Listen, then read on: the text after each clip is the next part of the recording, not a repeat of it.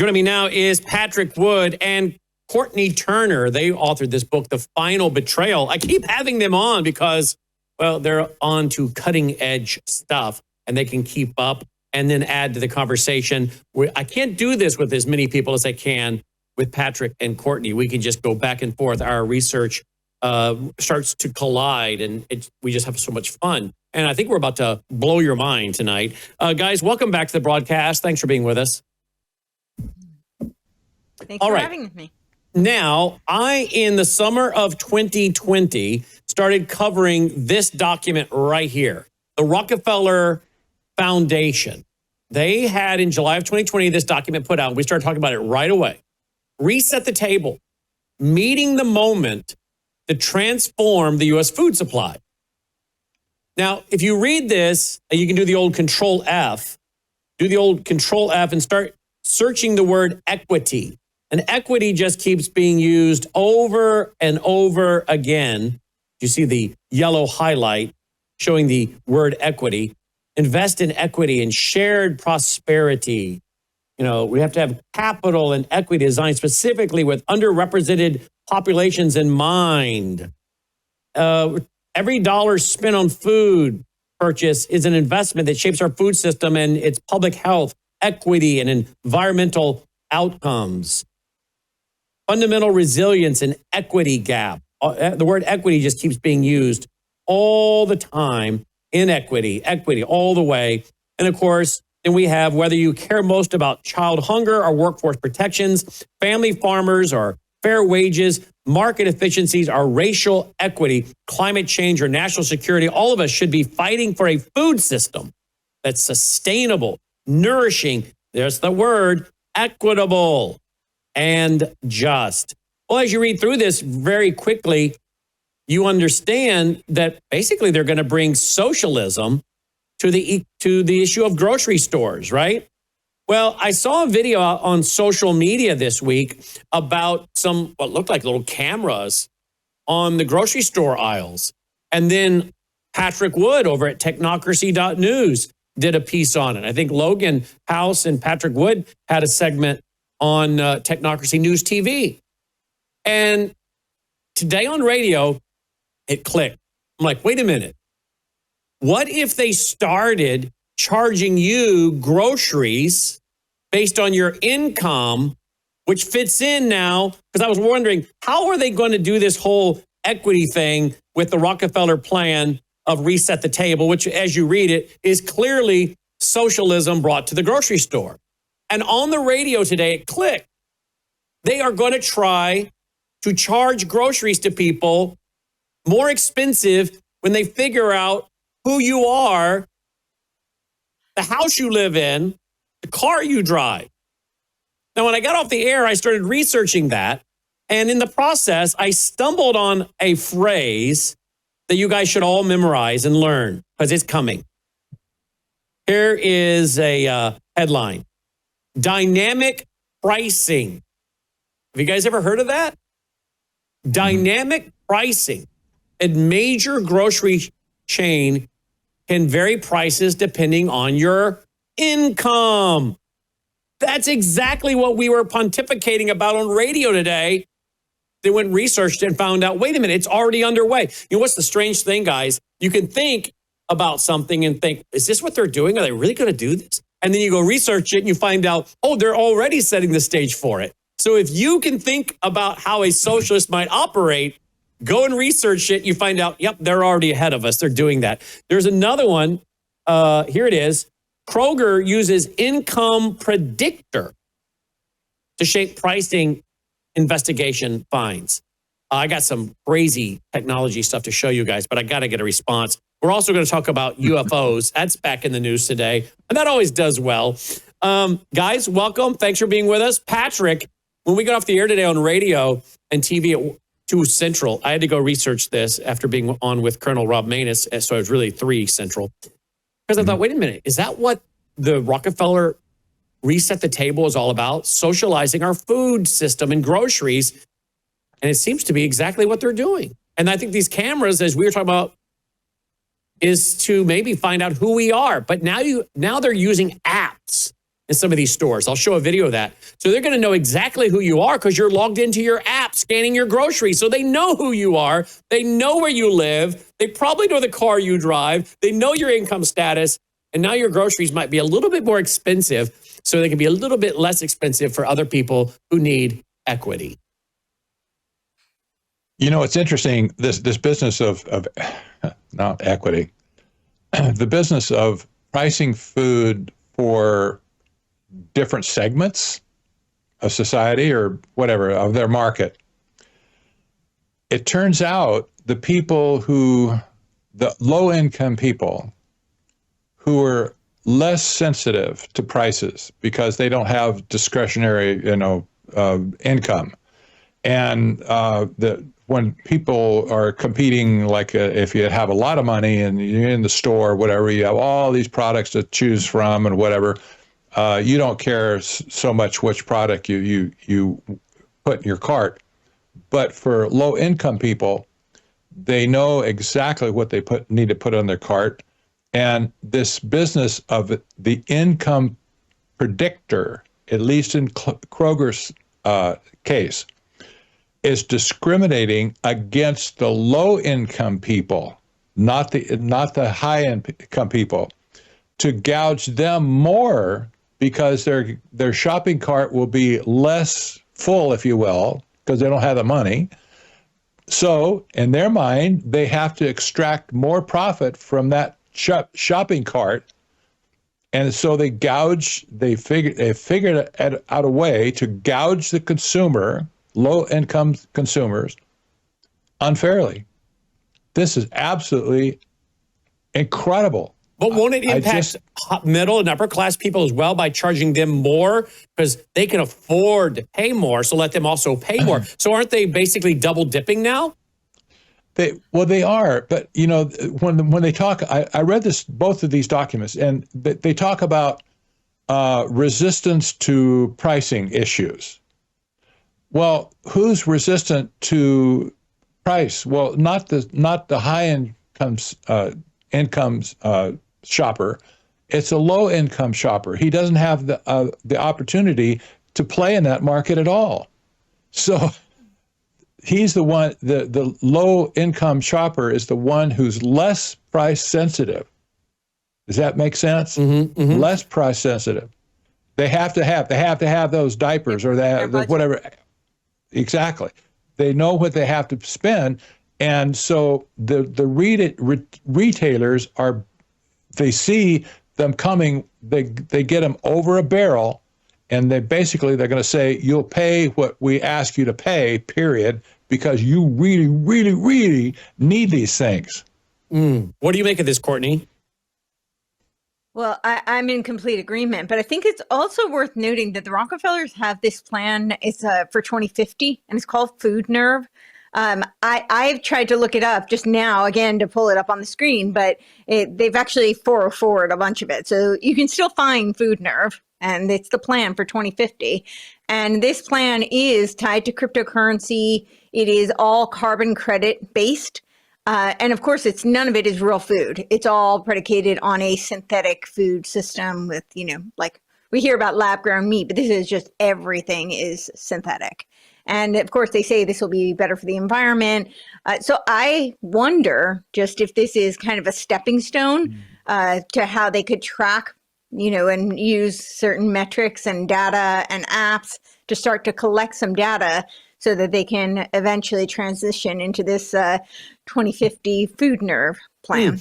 So when we have too much meat in a given month, all of a sudden, we're not going to be allowed to buy those things with this whole system they're setting up. And they definitely know who you are. Or if you breathe too much. Pardon? If you breathe too much, right? It's all based on carbon emission. Exactly. So. Here's a video I found out there about, I guess, Costco, Sam's Club, their little app, which I'm not blaming these guys for anything. I'm just simply saying, look at the technology. It's already in play, and the technology could be now used to specifically say, well, we know who you are. You're logged into the app. We know what's going on. And again, I'm not accusing this company of anything nefarious. I'm just simply saying you could see where the technology could be used to then start charging certain people certain amounts based on their income, if they want to subsidize something for someone who is less fortunate, let's say. Or even just to simply say, you've had your quota of coffee, you've had your quota of meat, you've had your quota of candies. I'm not letting you buy any more of this. Watch this. Pretty interesting. But Sam's Club definitely has them beat on some things. And Sam's Club's Scan and Go feature is one of the best things they have. I know a lot of people are intimidated to use it for the first time. So in this video, I'm going to show you the step-by-step process for how to use Sam's Club's Scan and Go. So first, just gather up all the items that you want to buy. You could scan each item one by one as you go throughout the store, but I don't know about you, but I am not coordinated enough to do that. So I just like to do it all at once. I just find a quiet place to stop in the store and open up my app. In order to use the Scan and Go feature, your app does need to recognize that you're in the store. If you already have it set up with location turned on, it should do it automatically. When you're not in the store, your app is gonna look like this. And when you are in the store, the app looks like this. If you're having trouble getting it to recognize that you're in the store, make sure that you have location permissions turned on for the app, or you can connect to the store's Wi-Fi, and that should also work. Once you have the right screen up, you're just gonna click Scan and Go. Then you use your phone to scan each item. The phone will beep, and then it'll show the item in your cart. To make this faster, you can switch to the continuous scanning mode, so you can scan everything before it sends you back to your cart. So there you go. So if you're logging in, Patrick, it obviously knows who you are, and I don't know how much data is getting out there, but pretty quick, they're going to figure out what zip code you live in, what your average price of your house is. And one has to wonder, and again, I'm not accusing this company of anything, but if in the future you could see legislation or laws that require charging more than a grocery price for luxury items, or limiting you or charging you more so they can, again, have equity and equality in our socialist food system. What are your thoughts? Courtney? For you, Patrick. Yeah. Oh, yeah. Well, either one. Good one. Go ahead, Courtney. Well, I'll go. Yeah, I mean, I could totally see that. I mean, it does seem like they're headed towards the carbon credit system. So and it's part of the climate smart commodity projects. So that's under the guise that, we need more regenerative farming, is going to be better for the environment. That's what this whole Food Nerve initiative is. So I don't think that's what the apps are designed to do right now. Right now, I think they're very much marketed as convenience. And to be fair, they do a good job of that, actually. You can scan all these things and even pay just through the app so that you don't have to stand online, which I can see the appeal of that. Exactly. That's definitely... If anyone's been to any of those stores on a holiday, you can see why that might be really appealing. But that's how I think that right now they're just in the convenience kind of honeypot stage. But it is a data collection device. As you said, it's very easy for them to just move from being able to track if you're in the store to most of these apps are connected to your phone, where they can, unless you go and turn off the location, they're tracking you all the time. That's how most of these apps work. And few people know to go and then turn off the locations. And even if you do, quite honestly, I mean, the things all have, we know this from other countries where, they never turn off, right? So just through the camera, they can track you at all times. So, and with the click wrap agreements, they keep updating it. So you lose less and less privacy. So that's important to know as well. But with this climate smart commodity initiative, the whole agenda, as I was saying, is moving towards this Food Nerve 2050, and it's carbon credit integration, it's commodity tracking, and resilience, quote unquote, building, which is tied to World Bank Climate Smart Agriculture Initiative. So I would imagine that, they want to transition it to a stage where they can track your carbon credits. How much carbon have you used, whether it's through buying meat or whatever. So somewhere around, 2010, 11, 12, 13, somewhere in there. I don't know exactly, but we're going to know soon. I was on the radio before we were doing radio and television together as a simulcast. And I said to my audience, because of the rise of pantheism, all is God, panentheism, God is in all, I said, I could see the environmentalists and the globalists charging you more for a certain item because of the carbon footprint that you're leaving with that item. And I said, can you imagine as your items are going across the screen? And I went, beep, beep, mimicking that checkout. Can you imagine being charged more for an item because of the carbon credits or carbon footprint? Now, we're going to find that, but our database now is so huge and so big with all these radio shows, TV shows, it's hard to find that. But soon we're launching our new software program and super servers that will have transcribed every radio show, every TV show I've ever done. So I'll actually be able to go and find where that is for the first time. And I want to go back and see what date that was, because it was long before these people were releasing these kind of things that I knew about. And I think a lot of my audience probably thought, well, that's crazy, But here we are. I mean, again, yes. The things that we pontificated about that many people thought was crazy talk, it's now here. And that's going to be the same thing when it comes to the topic of UFOs that we're going to get to in a minute. The things that even my friend Ron Carlson, the late Ron Carlson, wrote in his book, Fast Facts on False Teaching, the things that he wrote, and this book first came out in 1994, okay? And the things that he wrote in this book, if you read this in 1994, or maybe 2000, a little bit later, he would say, that's a little weird. That's a little extreme. That's a little odd. That's a little conspiracy theory, isn't it? Well, not so much. So isn't it interesting, Patrick, the things that we have said, well, if this trend continues, expect them to maybe do this. And yet we get mocked by pastors and Christians. Exactly. So, I want to finish up on Kroger. Kroger is no friend of low-income people, for sure. If they could get them all out of the store, they would. I found that Kroger they attribute some 30% of their net income to surveillance capitalism, where they sell the data they're collecting in the store to other people around the world. Advertisers, data brokers, whatever. This is a huge market. This is how Google got rich in the first place. Surveillance capitalism. You've talked about this on your show, I know. So when you consider, well, what data would Kroger profit off of selling it to other people who want to target other people for goods and services? Well, the people at the bottom of that scale, they're no good for anybody. At that point, who wants them? I can't imagine. Because they don't have discretionary income. Exactly. Who cares about them? If I was a data broker, I would skim off the bottom 20% of that whole list. Just give me the cream of the crop. That's what I want. So this whole system has been skewed against low-income people in the first place.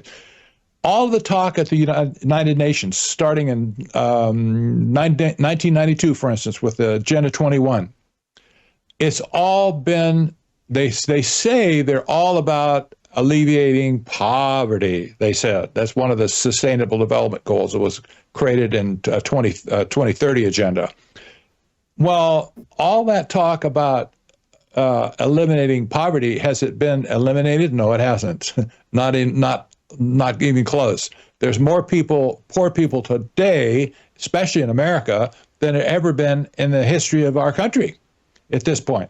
So all the rhetoric to the contrary, they're pressing down the low-income people, and they're elevating, inadvertently maybe, but elevating the affluent class.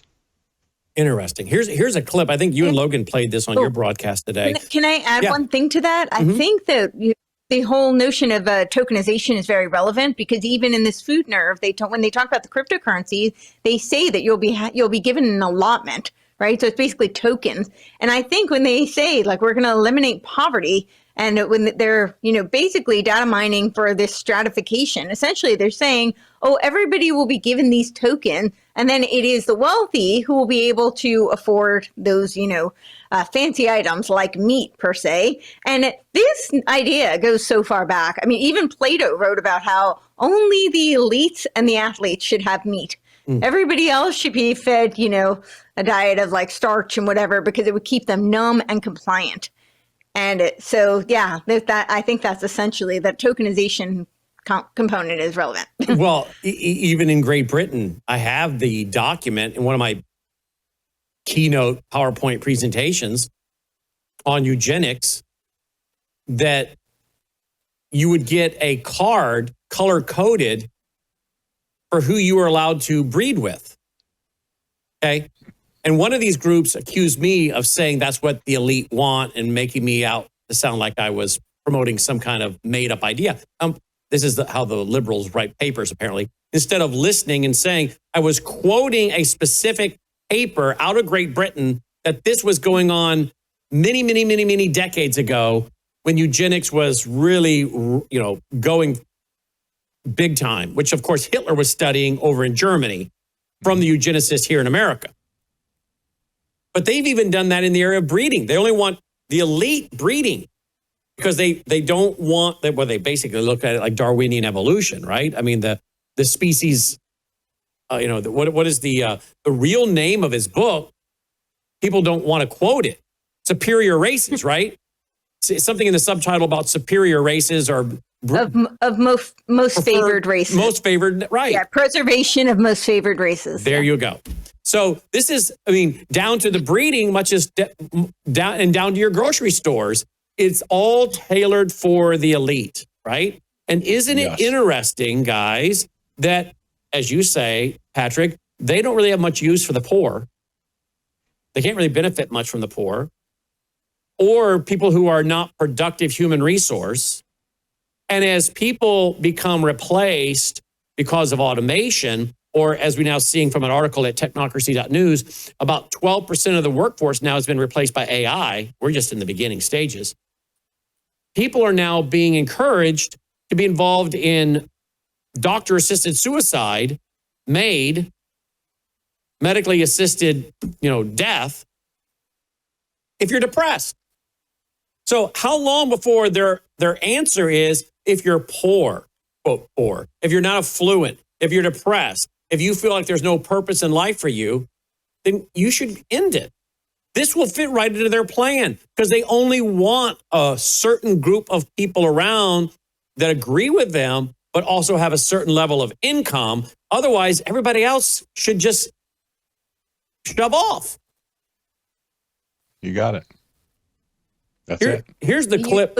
Yeah, Aaron? Courtney? Useless eater. Useless eater. Yeah. All it is, so much of what went on in Nazi Germany has just been updated with technology, but it's the same philosophies. Here's the video that you and Logan played on your broadcast. Listen to this about Kroger. Here we go. Is a mega retail supermarket chain. Tell me what you guys are up to in innovation. You're doing a lot. Oh, we're into everything.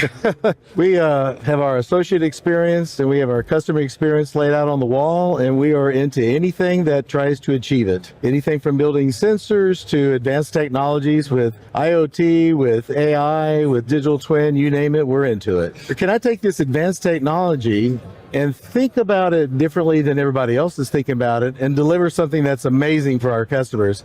That really gets us up in the morning. Through its Kroger Card incentive program, Kroger has collected data on 62 million households. It's now using all of this data to train AI. Okay, so these are the new digital price screens.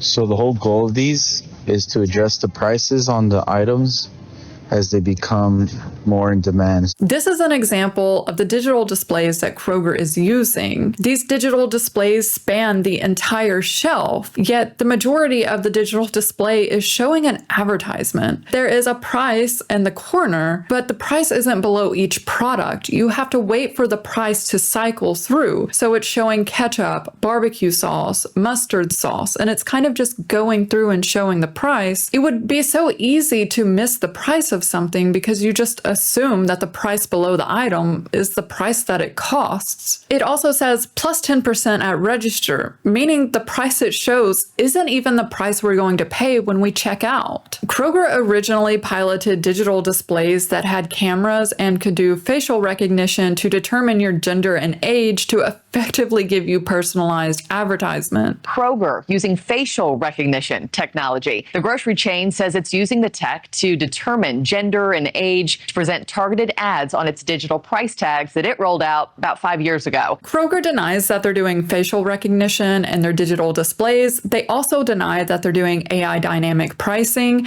but this of course only came after they received massive backlash. We do know that Kroger is getting even more data to train its AI. They're offering shoppers a $50 gift card to participate in their studies. We also know that Kroger's digital displays activate when you're in the Kroger parking lot. They're able to track your location through the app and effectively send you notifications on sale items. Sensors inside of the digital displays can ping the app on your phone to provide you with personalized offers. We also know that Kroger has partnered with Intelligence Node, an AI company specializing in AI-powered digital price displays. AI-powered digital displays isn't the only thing that Kroger is deploying in stores. They're also using robots to monitor item quantities. Okay, so this is the first time I've ever seen one of these.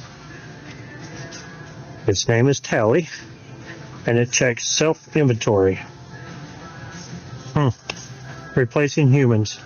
It's unclear if they use this real-time data for pricing decisions. Wendy's is yet another company that is using AI for pricing. In a recent earnings call, the executives outlined how they would use digital menu boards powered by AI to do suggestive upselling and to do dynamic pricing. Yeah, that's right, Kirk. And the only thing I'd add is technology is also a piece of that customer experience. So we're going to accelerate the rollout of our Fresh AI digital menu boards across the system, which improves the customer experience and enables some labor efficiencies in our restaurants. They've been rolling out AI-powered digital menu boards as well as AI-powered chatbots that take your order to select locations throughout the U.S. Which number one combo? Single, double, or triple? Single, extra onions. Which drink? Sprite, light ice. Would you like to make it large? No. What else would you like? Barbecue sauce. Would you like anything else? No. And as you... Well, you know what? That last part I might be in favor of versus the guy whose headset or gals whose headset does not work and you can't hear them and they can barely hear you. And that's on top of whether they have a humongously thick accent or are talking Ebonics, and I cannot understand Ebonics. So I wonder if the chatbot will speak the language. What if you speak Japanese or Spanish? I wonder if it's a multi-language chatbot to take the Wendy's order. Yes, it will. Absolutely. Wow. I mean, I'm feeling like we're in Buck Rogers territory, right, guys?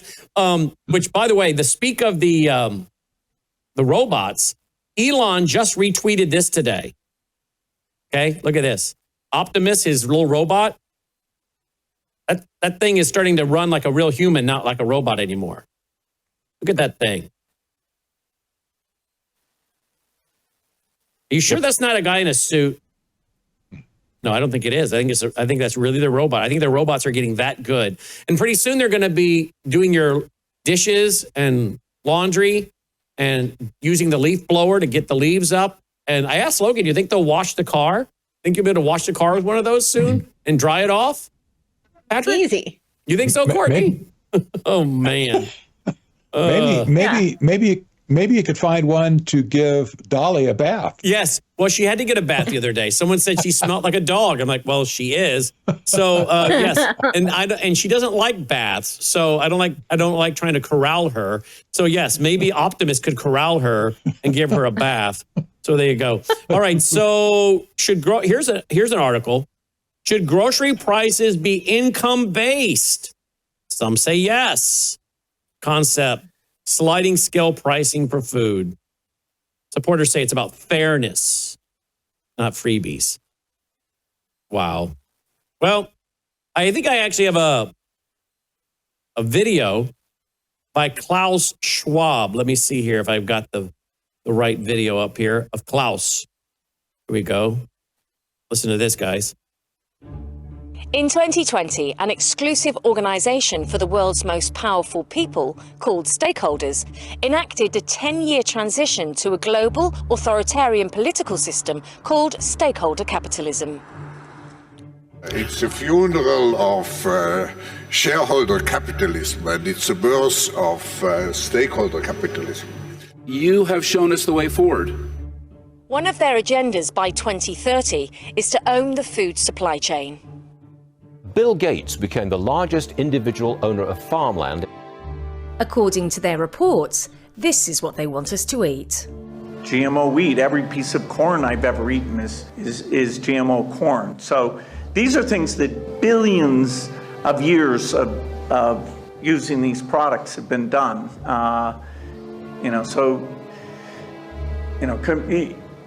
Anyway, these are proven products. The stakeholders have an initiative to ban livestock.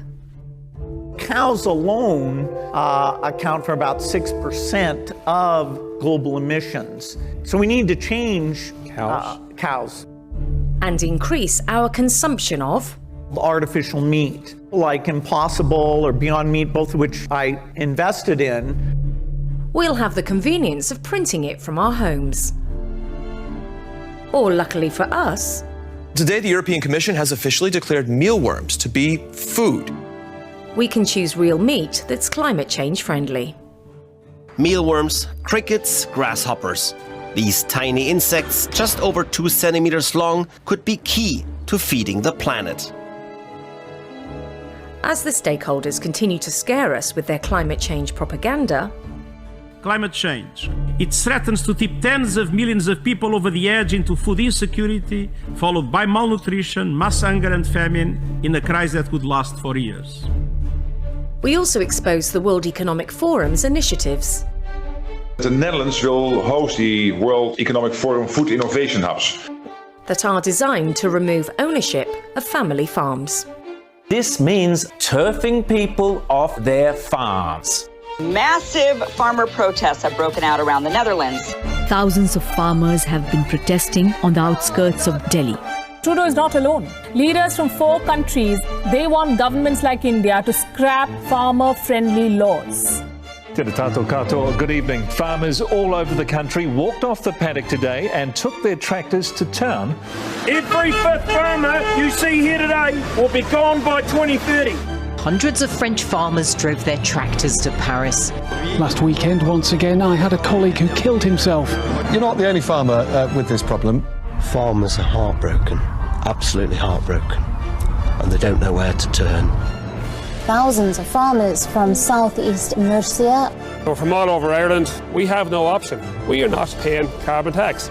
Hundreds of farmers have driven their tractors into the centre of Belgium's capital. Thousands of farmers from across Germany descended on this city. When we all have to go, where does the food come from? Our food security is in grave danger. To watch our free document. Well, I'm telling you, this is one reason why I have about 3 years supply of freeze-dried food, because I think they deliberately, for natural disasters, power grid going down, terrorist attacks, shortage supplies like COVID. But one of the reasons I have it is not because of any of those things, but that they're going to make it such that I may not be able to buy the food I want or as much, or that they're literally, because these people are idiots, Romans 1 fools, vain, useless, and futile, they could very well, even if they don't mean to, and maybe they do mean to, but even if they don't mean to, they could literally, Patrick, create starvation in the United States of America. And maybe they mean to do that. But I wouldn't doubt that that could happen just because they are Romans 1 fools. And that's one reason why I have a 3+ year supply of food, freeze-dried food. You have to have food. You might remember the debacle that happened in Sri Lanka a few years ago when the government, or the leader of the government, decided to take all the fertilizer away from the farmers. And the farmers rebelled, and people started starving. The farmers went out of business very quickly. And in the end, they stormed the Capitol. All of these farmers and the people that were starving stormed the Capitol building and ran the dictator out of the country. He just fled for his life. This was an intentional thing put in motion by the United Nations to curtail, they said at first, 30% of the fertilizer to be taken away from the farmers. The leader of Sri Lanka said, hey, I'll go better than that. Don't give him any fertilizer. And his whole food system collapsed right under his nose, under his watch. And they sent him packing. I don't think he's returned at this point. They'll kill him at this point. Before we move to another topic, you want to comment on this, Courtney? Well, I think to some degree they already are starving people because of the lack of nutrient density.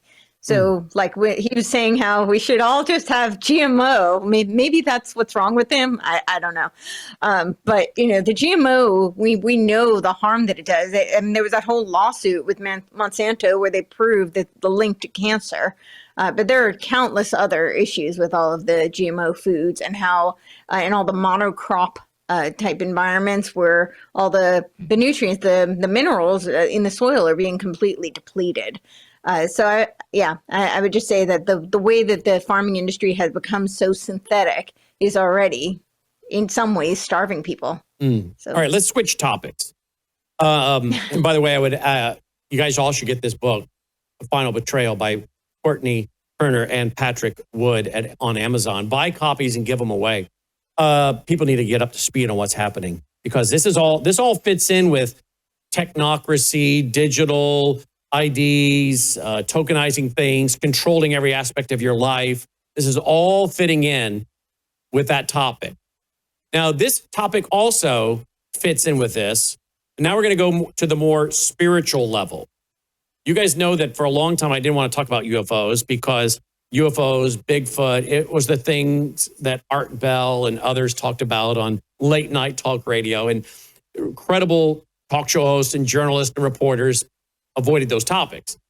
But then, as I've told you so many times, it started becoming more and more mainstream, even to the point where the Pentagon, has a paper with a guy, I think from Harvard, on how UFOs are interacting with us. And now it's coming out of the Pentagon. Now we have all the video footage of our Navy test pilots and fighter pilots interacting with UFOs, supposed UFOs that are doing things beyond the ability of a human to actually be in the craft and survive. Like 90-degree turns and et cetera. So I had no choice but to start talking about it.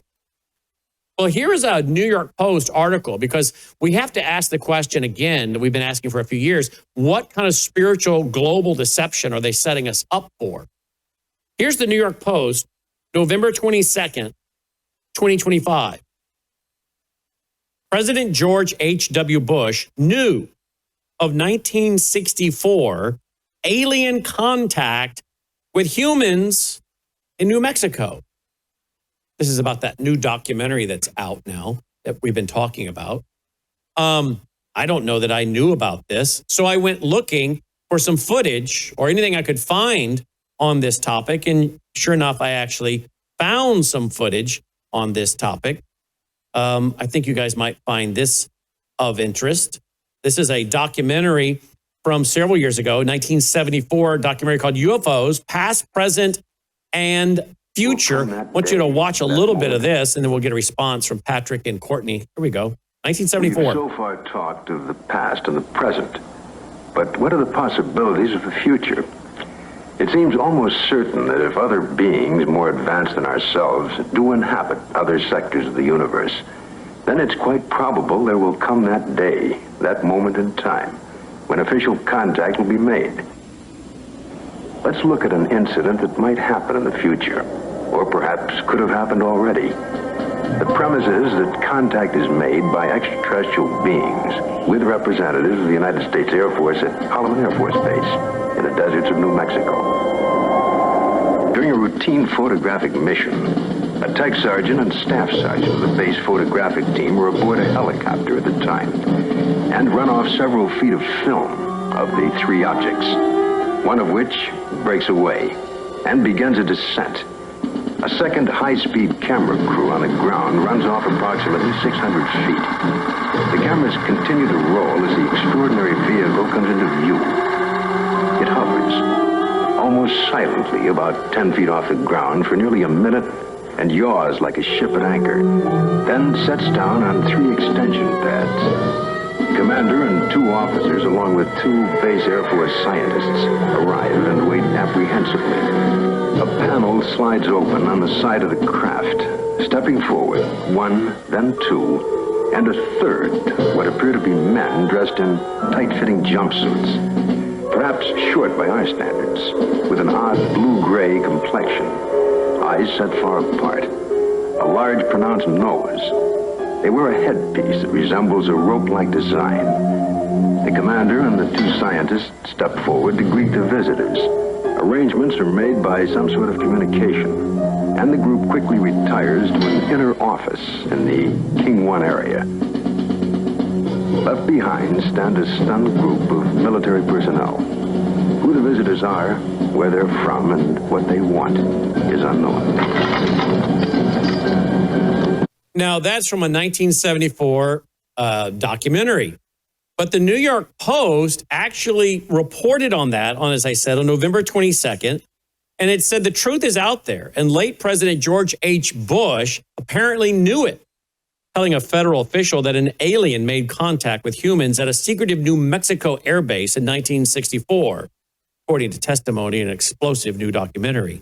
Eric Davis, an astrophysicist who was a scientific advisor on the since disbanded Advanced Aerospace Threat Identification Program, created by Congress in 2007 by late Senator Harry Reid, claimed that Bush confirmed to him in a private conversation details of contact between the military and an alien creature at Holloman Air Force Base in Ontario County.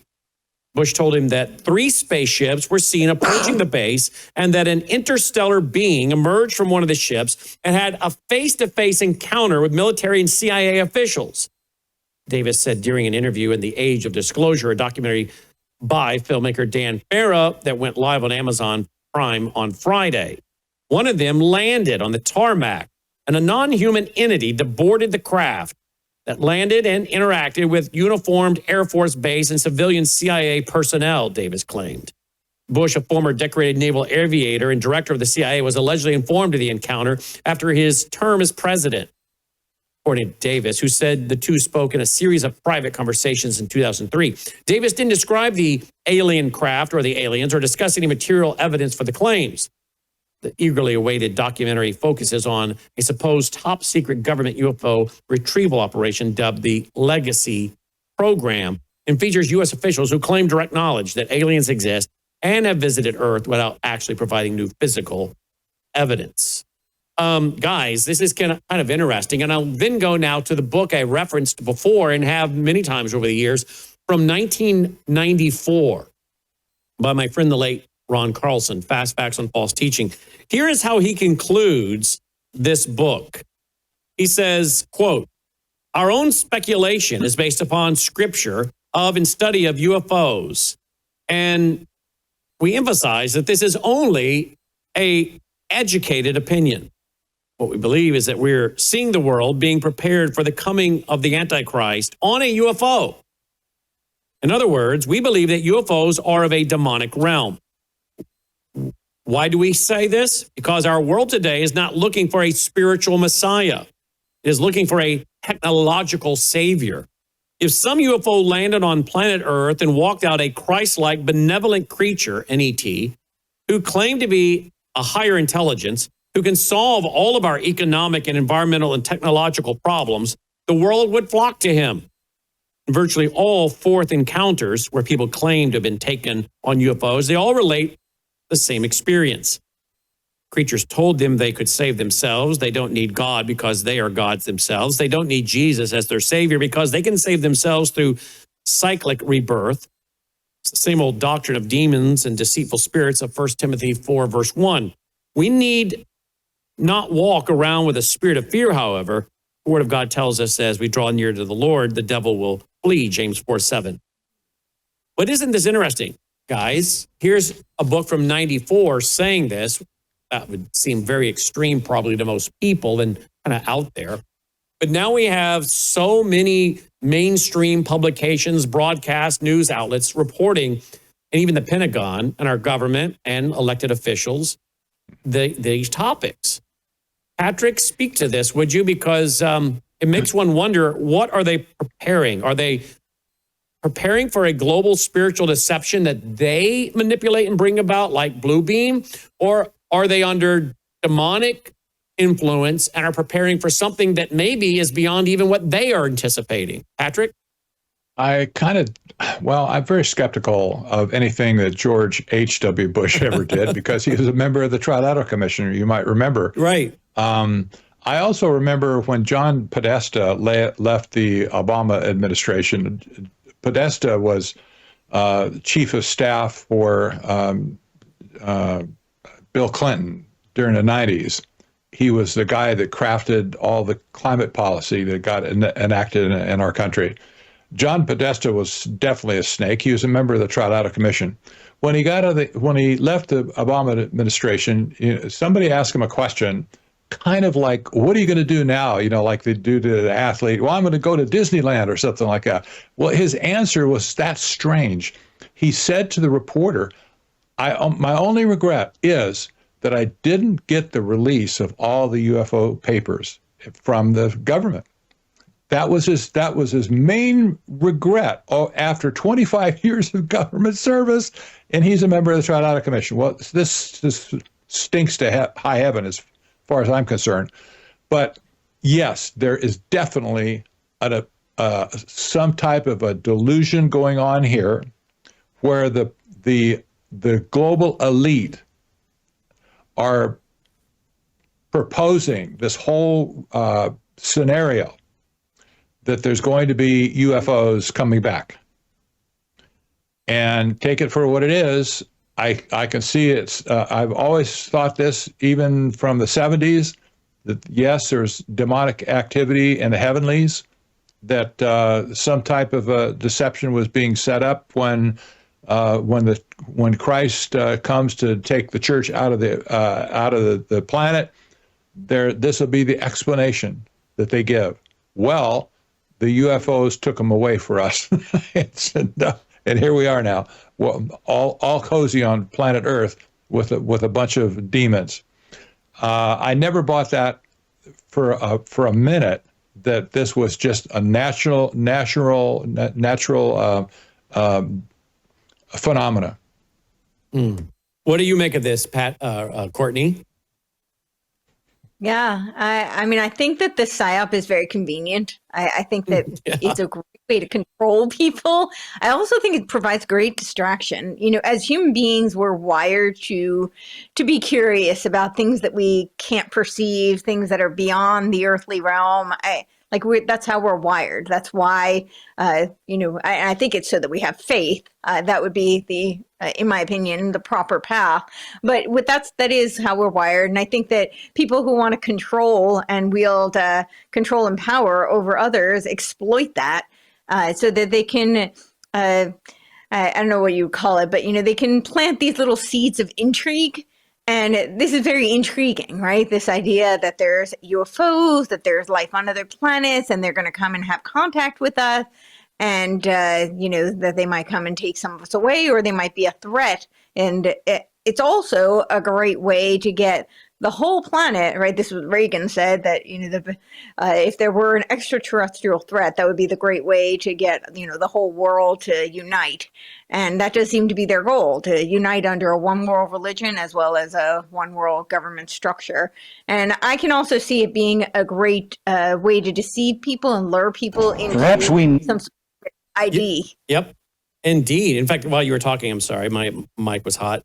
I actually pulled up this clip of Reagan we've played before, but it bears playing again, because there it was at the UN. Here he was, Ronald Reagan, President Reagan.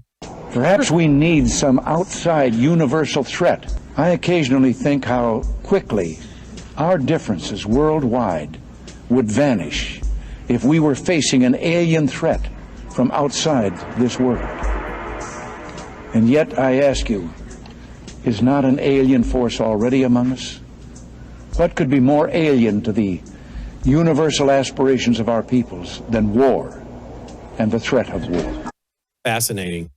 So you think, Courtney, that they're getting ready to do something to deceive a lot of people? That's why we've had this going on now for a few years by mainstream media, the Pentagon, mainstream publications. You think they're setting up the American people for some kind of psyop? I do. I don't claim to know what that is. I think what I was about to say is it's also a really convenient way to encourage people to do some sort of digital ID, right? We have to prove you're human if we have these aliens amongst us. And so we need some sort of identifier that you are actually human. I mean, we laugh, but they do this with all of the apps. I mean, in other countries, they're doing this just to enter a search. We have to prove that you're of age so that you can use Google or whatever. I'm just making a hypothetical, but they already have that. So it's not that big a leap to say, well, now we have these aliens amongst us and, they look kind of human-like, or they shapeshift maybe, I don't know. And so we need some way of identifying you. And of course, that identification is also how we track and surveil, but it's for your protection. Don't worry. It's all for your good. It's always for safety, protection, efficiency. Closing comment, Patrick? Well, when you go to a website to make a purchase or something, the little box shows up on the at the bottom of the screen just before you click the button to buy something, right? And it says, "Are you human?" You have to check that box. Yep. Maybe you have to see some pictures or whatever and choose the ones like the stairs or the crosswalk or the bicycles or whatever, right? But the whole this just flashed on me. They only ask, "Are you human?" That's what you're trying to prove there. So the stage is already being set. There you go. The stage. Maybe so. No, I'm not human. It's Brandon's Optimus making the purchases from the grocery store that I'm then going to get into the automated car and pick up and bring home to him. So it's Optimus doing it, right? Our robots, we're all going to have like the Jeffersons. Maybe the robots are become so lifelike and so real you can't tell them apart from the humans. The Realbotics ones really do. The what? Yeah, so the Realbotics ones. There's like different companies of these. I mean, obviously Elon's very popular and well known, so we know about Optimus. Yeah. But there's Neo, who's a competitor to Optimus and has like a mesh suit. And is not as agile, so it's more wired for very specific tasks. And they basically have like the head of the company has to have entry to your home so they can do data collection and improve their product. Of course. How do you spell that? I want to look one of those up. How do you spell that? That one is called I think it's spelled like Neo, like Neo. But I'll double check that for you. Neo, and then they have the Realbotics. The Realbotics ones are very human-like. So they have that, they have faces and they have that skin-looking kind of, outfit. And they're being trained for like hospitality. And they're also being trained for therapeutic roles, which is, that's pretty horrifying to me. But I could say a lot about the whole field of therapy already. But to have, these humanoid kind of robots who are now going to play psychologists, I don't know what could go wrong there. Yeah, possibly. What could go wrong there? Yeah, they look so human-like. So, and that's what they look like now. So if you can only imagine 10 years, 20 years from now, with all the synthetic biology they're working on, they already have that skin that actually sweats, the synthetic silicon skin. Sorry. So I don't know. That could be where you really would have difficulty discerning between the human and the cyborgs. Isn't that something? I don't know. I got to look up some of these robots you're talking about. But here's one from June 27th. June 27th. Let's see how real this is. A robot on a desk. Here we go.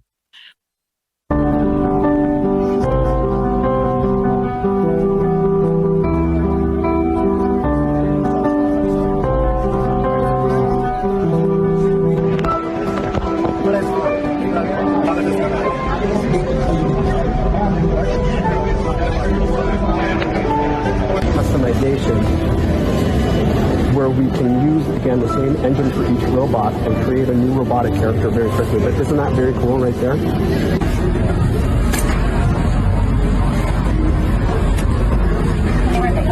Yes, they do everything. One of the biggest problems. Wow, isn't that something? All right, guys. And so it is Neo. It's spelled Neo, and it's they have a subscription for it already. It's $4.99 a month. Okay, how do you spell that? N-E-O.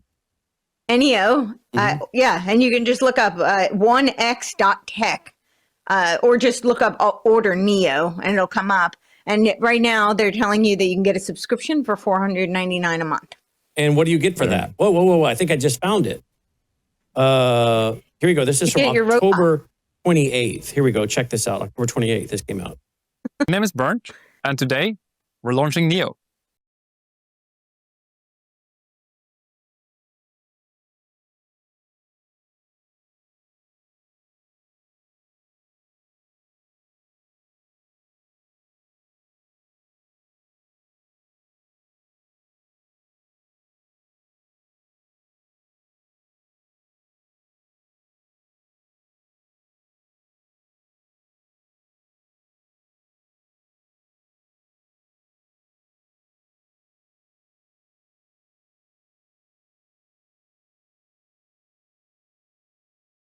Early access are $4.99 a month. I wonder how long that contract is for $4.99 a month. What, 5 years or something? I don't know. I haven't looked that far into it, but oh, you haven't ordered yours yet? No. Yeah. Well, I was very tempted until I realized I had to let the CEO into my home to spy on me so that they could collect data to improve their product. I didn't even and that know. was a little deterrent for me. I had no idea these were already available. So they're already available. And will they really do those things? Load the dishwasher? Are they really that good yet? So I watched a video, and they're very slow right now. That's why they tell you they need to be able to spy on you and have the beta tests because they are pretty slow. But they're going to get faster. Yeah, this is just stage one. So I'm sure they'll. I can imagine just like next year how much faster they'll be. I'm sure. Let's see here. Is this? I don't know. Let's say this. Is this real? What, Logan? That's not real. Did we just get punked? That's AI. Thank you. Oh, thank you. I'm glad Logan knows this stuff. How about this one? Is this one real, Logan? 1X's new Neo Gamma walks, talks, and picks things up like a human. Movements are smooth, natural, and packed with AI so it can chat. Learn and move around without knocking stuff over. Quieter and built to fit into a home. 1X wants these bots in houses soon like a real-life helper. Should robots look more human or stay more machine-like? 1X's new Neo Gamma walks. I had no idea. Well, there you go. It's happening fast, guys. Happening fast. All right. Let me know when you get yours ordered and you're using it, Patrick. No robot for you. In any case, we can't replace Logan for sure. We cannot replace Logan. No, can we go to the Dolly cam? We can't replace Dolly either. So anyone that wants a robotic dog, hey Dolly, Dolly. No. Why are you ignoring me? Look, I think she's ready to get out of this studio. You don't want me to replace you with a robot, do you? Huh? No. No, that's a no. That'd be a hard no. Right, Lotte? Really? No robots, right? She's so scared of the vacuum cleaner and the mop. Can you imagine what she would be like if we had a robot walking around the house? Oh my gosh. She'd be under the bed. Yeah. That'd be the end of her. Dolly, you want a robot dog? How about you have a robot dog? No? No, you're not having it. Not having it, Dad. All right, guys. CourtneyTurner.com, CourtneyTurner.com. And Patrick Wood is Technocracy.news, Technocracy.news. Together, they wrote this excellent book. I highly recommend it. The Final Betrayal, Cautionary Tale, How Technocracy Destroyed America. You should all get it, read it, and you should get one for your pastor, for your friends, and hope that people actually read them. You know, I went on a rant today about the immature American male, the average, not the guys that listen to this broadcast, obviously, but the average immature American male who's so juvenile, less than, 2 hours, about an hour and 10 minutes from where I'm sitting right now is Ole Miss on an Oxford. And these people showed up. Do we have the video, Logan? I guess we have to be careful showing it because they're giving the guy the finger. But they're cussing at him. They had the time and the energy to go to the local small airport and cuss at him and scream at him and give him the finger because he took a $100 million contract to leave Ole Miss and go down to LSU. I got that right, Logan? And I'm thinking, these grown babies, and most of them don't have a clue what's going on in the world. They don't know what technocracy is, transhumanism, what's happening, but they have the time and energy to go yell at a guy getting on his small little plane to go off to Louisiana to take a $100 million contract, which I think most of them would do too if it was offered to them. These are such babies. I'm so sick of the average American male. I can't even go out to the restaurant because by the time I leave the restaurant, I'm ticked because I look around at the idiots sitting around me and I can hear their conversations. And these people are so stupid. They're just dumb as a box of rocks, most of them. I mean, it's like if I had a conversation with them, they couldn't keep up with the vocabulary. I mean, I don't mean to be an elitist, but it's their fault, not mine. Do any of you guys find the same problem? Is anyone in this same boat? I just turned my hearing aids off. Yeah, I have that advantage as well. But the vocabulary is really an issue. I hear this all the time. And you know what's happening now is people, when they don't understand something, they accuse it of being AI. I'm seeing this all over the place. And I'm like, no, just because some people actually use sophisticated language, which wasn't in the past considered sophisticated, and the fact that you weren't taught basic grammar does not mean that everything you don't understand is AI.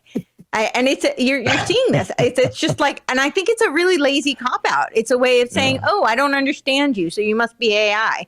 I have a friend whose children had said that to her, Mom, you sound like AI. And thankfully, the other child, she has several children, actually said to her, no, that's actually how intelligent people speak. Thank you. I mean, obviously she's not AI. She's a human talking to her children. But this is where we're going. Well, Logan just told me in my ear that people are accusing some of the clips of you and I, Courtney.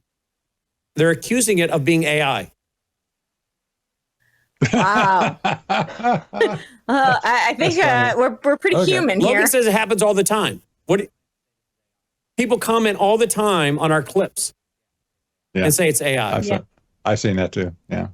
So in other words, the conversation we're having is so advanced that it must be AI. I had people a few years ago that were saying that I'm not real, that guy's name is not Brannon House. That's not a real name. Remember that, Logan? They're like, that's not a real name. That's not a real name. That's a made-up name. That's not his real name. Well, hello, I've got the birth certificate. And I've been called that name my whole life. I think what's going to happen pretty soon is when these robots get out there and start looking so lifelike, that people that we engage in a conversation apparently now are going to be most of the average people that you might run into at the grocery store or at a restaurant are going to be so overwhelmed if they start talking to us that they're going to accuse us of being robots because no sane individual uses vocabulary words that large. I texted my niece the other night. She was going to her in-laws. And I said, if you really want to impress your in-laws, why don't you ask them at Thanksgiving dinner if living in this postmodern world, we're seeing the advancement of communitarianism that will merge with the Hegelian dialectic process and produce a pantheistic society that is more equitable for all involved. I said, say that to them and see how they respond. They'll think you're really brilliant. And so I gave her several other lines. She said, I'm actually going to put my phone in my lap and do this. But I was just playing a game with her because, people are going to their in-laws. What are you going to ask them about? But reality is we are reaching a level where those might be large words. I have conversations sometime, and I won't say which friends of Logan's, and I will say basic words, and they're like, I don't know what that word means. And I want to go, I didn't use any big words. But they don't know what I just said because they don't know what the words mean. I'm like, I didn't use communitarianism, Fabian socialism. I used basic English. They didn't know the vocabulary. The vocabulary of the average high school student is very small.